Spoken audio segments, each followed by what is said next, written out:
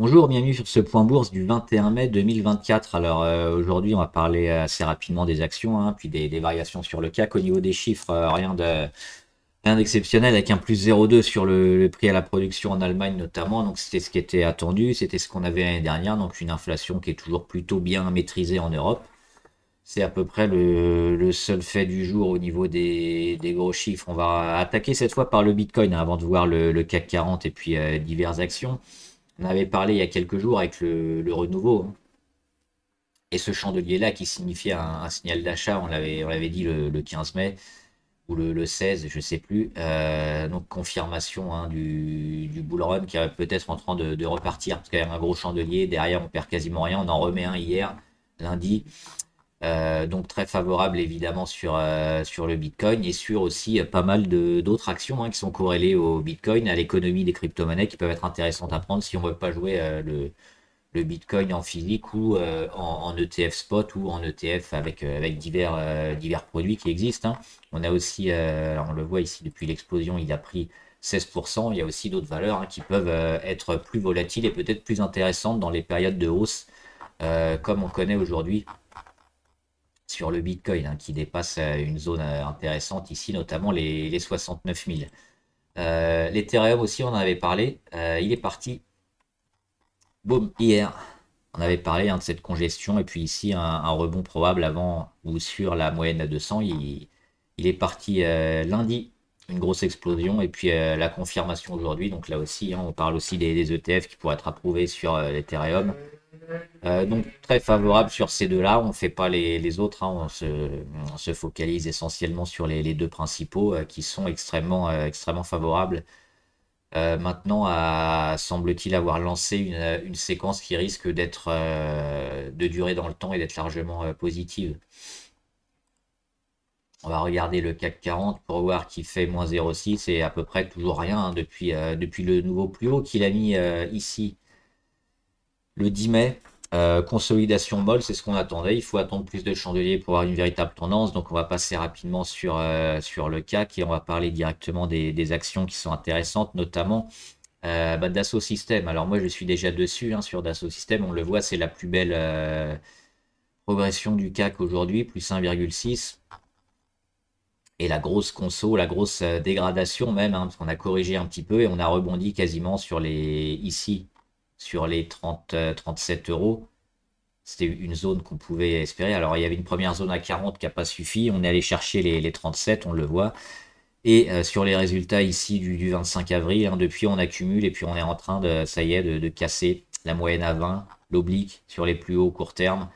Puis on avait fait le petit dessin qui est en train de se réaliser. Donc le but après, c'est de retourner la moyenne. Plutôt favorable aussi sur pas mal de valeurs défense et guerre. On va le voir aussi, alors pas seulement Dassault Systèmes, on a également Thales qui fait aussi partie des verts. C'est pareil, on en avait parlé ici avec la petite congestion et le démarrage ici le 6 mai, qui signifiait aussi probablement une belle montée sur Thales. Donc elle continue, elle est sur ses plus hauts historiques aussi, donc très favorable. Alors évidemment, on a perdu un peu, hein, depuis la cassure ici, on a monté de plus de 4%. Ça reste encore intéressant. On achètera probablement les replis, hein, si on revient sur les 159, mais c'est pas sûr parce qu'on a déjà une petite conso ici avec une mèche autour des 160. Et puis si vous voulez des actions, hein, en relation avec la guerre et la défense aux États-Unis, il y a également RTX. RTX, on en avait parlé, c'est une très grosse capitalisation. Et voilà, la résistance à 100, 100 ou 101, échec avril 2022, échec janvier 2023, échec avril 2000, oui, avril 2023. Qu'est-ce que j'ai dit avant? C'est avril 2022, c'est ça. Donc un an après. Et la nouvelle échec, avril 2024, décidément, elle aime bien le mois d'avril. Et puis finalement, elle passe au mois de mai, ici. Et elle confirme, hein, cette grosse résistance qui vient enfin de lâcher. Et puis avec les conflits qu'on a notamment en Moyen-Orient, on sait qu'RTX, ils vendent pas mal d'armes à Israël, donc ça risque aussi. Et avec tous les pays européens, la guerre contre la Russie aussi, c'est probablement une action qui aura une continuation de sa tendance. On le voit, hein, la tendance long terme qui se matérialise ici. en retournement, donc très favorable aussi sur RTX. On a eu aussi Eli Lilly. Alors, si vous me suivez, vous savez que je suis dessus. Plutôt favorable aussi. Il y a Novo Nordisk. Moi, j'ai choisi Eli Lilly, notamment pour ses produits anti-obésité, mais pas que. Elle a aussi des produits anti-cancer. Et sur Eli Lilly, pourquoi ça monte bien aujourd'hui? Bah, il y a son médicament anti-obésité qui a été approuvé en Chine. Donc déjà qu'elle inondait un peu le marché aux États-Unis. Donc là, elle a un nouveau marché absolument énorme en termes de tête, hein. Le marché chinois, forcément, ça va lui faire du bien et ça va lui permettre d'écouler beaucoup. Et toujours avec des prix tirés vers le haut, parce qu'on sait que l'économie chinoise est quand même une économie très forte, donc ça va leur permettre de mettre des prix relativement importants. Donc nouveau plus haut historique pour Eli Lilly, qui va certainement, hein, continuer sa progression. On en a parlé depuis un moment. Entré un peu tard dessus, mais toujours super favorable sur Eli Lilly et Novo Nordisk également. Je voulais voir, alors les minières, toujours les minières, hein, super intéressantes, notamment les minières or. Alors il y a aussi nickel, manganèse, etc. Mais on va plutôt se focaliser sur l'or. On va regarder rapidement les matières premières.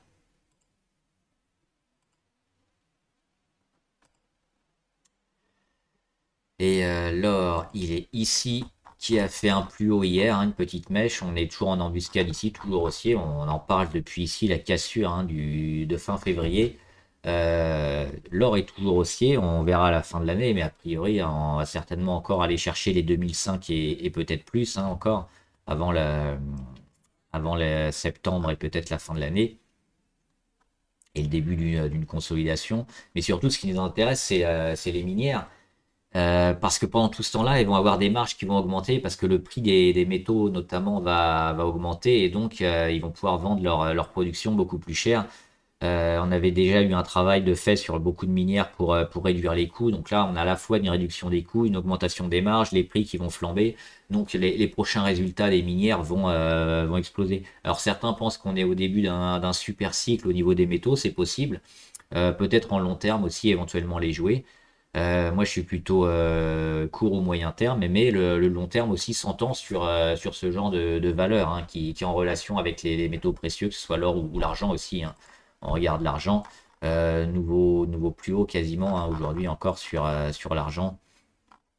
On frôle les 32, donc c'est en train d'exploser à nouveau et de rejoindre un peu et de récupérer le retard qu'ils avaient par rapport à l'or. Ce que je voulais voir, moi, c'est Newmont. Alors, il y en a plusieurs. Il y a Barrick Gold aussi. Il y a Yam Gold. Enfin, il y en a plein. Moi, je préférais Newmont. Je trouve que c'est une valeur assez forte et qui donne des fondamentaux intéressants. Et aussi, a fait beaucoup de travail, hein, sur la réduction des coûts ces années précédentes. Et puis, cette belle figure avec cette cassure. On était rentré ici au mois je crois, au mois de mars. Suite au rebond. Et puis, on le voit bien en long terme, hein, le travail ici, le gap qui a été fait, le retour sur les moyennes, et puis surtout la cassure de cet oblique moyen terme ici, intéressant. Et puis derrière, on travaille, et puis on continue la montée. Et il y a de grandes chances, hein, qu'on aille chercher les 51 durant l'année 2024 ou éventuellement début 2025. Mais je pense que ça se fera cette année, hein, les 51. Donc peu de chances de partir, sauf si on avait véritablement un cours qui s'oriente à la baisse, mais c'est pas trop parti pour. On aura peut-être une petite conso sur les 42 environ, mais toujours très haussier sur beaucoup de minières et Newmont. Et puis on va regarder également deux actions, une aux États-Unis qu'il faut surveiller, qu'on connaît bien, c'est Meta Platform. Meta Platform, c'est Facebook, entre autres. Facebook, Instagram, je crois, et autres. La consolidation, elle est belle, hein. On aime bien ce genre de conso, avec les plus hauts qui reviennent ici à chaque fois sur l'oblique, la perte de volatilité. Donc ce qu'on attend, c'est encore la fin, presque plus de volatilité, puis le gros démarrage. Alors on avait éventuellement un comblage de gap sur les 400. Pourquoi pas? Ou alors elle va peut-être rester ici sur les 450 et repartir. Il faudra surveiller ça, notamment au niveau des volumes aussi et puis des annonces. Mais on aime bien cette console-là parce que ça permet de digérer, ça permet au titre des prises de bénéfices et puis après de repartir et d'avoir un peu un carburant un peu pour mettre une séquence assez rapide. Donc c'est à surveiller. Et puis enfin une dernière en France. C'est groupe OK Win. Alors pourquoi groupe OK Win? Pour ça, on a à court ou moyen terme ici un petit début de congestion. On a le support autour des 18,50 qui a été racheté, même s'il est percé un petit peu, on voit qu'il tient bien, ce support à 18,50. Et puis cette séquence-là qui a été initiée, qu'on peut même, les 21,80, on peut même les mettre un peu avant, hein, depuis le mois d'août 2023. On voit que c'est une grosse résistance à chaque fois. Et puis dernièrement, les rebonds à 21, à 20,30. Donc elle est en train de congestionner, elle est en train d'accumuler. Comme d'habitude, on n'anticipe pas, hein, parce que ça peut revenir sur support et casser, donc là on oublie. Mais je pense que si on vient à casser les 20-30, si on met un gros chandelier comme ça, bah après il y aura du travail et puis une explosion vers le haut pour tout retourner. Donc groupe OKWind aussi, on la suit et est super intéressante. Et enfin, les valeurs abonnées. Biomérieux, moi j'aime bien Biomérieux. Alors elle revient ici sur support, on a cassé un peu la dynamique, mais on est toujours plutôt dans le range. On revient sur le plus bas ici des 94 notamment. Il faudra attendre le début d'un petit rebond, c'est-à-dire ça, hein. C'est une journée avec un petit chandelier vert comme ça. Ce serait à acheter, je pense. Évidemment, si demain on va comme ça et qu'on continue les jours d'après, il faudra oublier. Mais si demain on casse un peu et puis après-demain on remonte et puis on retravaille ça et puis ça repart, pour moi Biomérieux est toujours plutôt favorable. Donc on surveille les indicateurs. Là on est quand même bien bas, on est assez loin de l'inversion de tendance. C'est pour ça qu'il vaut mieux quand même attendre encore éventuellement un jour ou deux. On frôle les 30 aussi, on est à 33. Mais dès qu'on va déceler un début de rebond et de réaction, je pense que le titre s'achètera, hein, dans cette zone-là, parce qu'on est sur des points bas et que la tendance elle est plutôt au rebond sur Biomérieux. Fermental, on est toujours plutôt positif, hein. On a fait un gap, une belle journée là en train de consolider, mais très faiblement, hein, par rapport à ce qui a été fait dernièrement. Moi, je m'attends toujours à une réaction sur Fermental. C'est spéculatif, hein, donc petite ligne, mais c'est intéressant. Groupe Crit, grosse résistance à 79,6, hein, mai 2023, août 2023, janvier 2024, avril 2024, échec, échec, échec, échec. On a des... alors, c'est même pas des supports parce que ça a été bien enfoncé ici, mais c'est quand même une zone intéressante, les 71. Surtout depuis ce gros plus bas, c'est les plus bas de plus en plus haut et éventuellement cette phase ici de congestion qui pourrait se créer et qu'il faut surveiller. Et évidemment, hein, vous savez que si on sort vers le haut, c'est positif. Vers le bas, bah, il faudra y revenir un peu plus tard, mais pour l'instant, c'est trop tôt. IMS and Earth Health, bah, j'avais fait le petit dessin, hein, j'en ai parlé en commentaire. À l'époque, il n'y avait encore rien du tout, donc je l'avais fait ici autour du 6 mars. Et on avait prédit un peu la conso ici sur support avant de redémarrer. Bah, c'est exactement ce qu'elle a fait, hein. Alors moi j'avais fait la conso directe, elle est montée un peu avant de consolider, mais elle est venue consolider ici sur les 12 et après accumulation et boum, elle a explosé. Alors d'un coup là, parce qu'elle met un gros gap, hein. Mais oui, toujours favorable, hein, sur ce genre de valeur quand on voit que le travail se fait au niveau du support et que la tendance est plutôt haussière, il faut acheter évidemment. Et puis là, bah, on va peut-être un peu moyenner un peu. Donc, si on est court terme, ça peut être intéressant de prendre ses bénéfices. Sinon, ça risque de zigzaguer comme ça avant de repartir.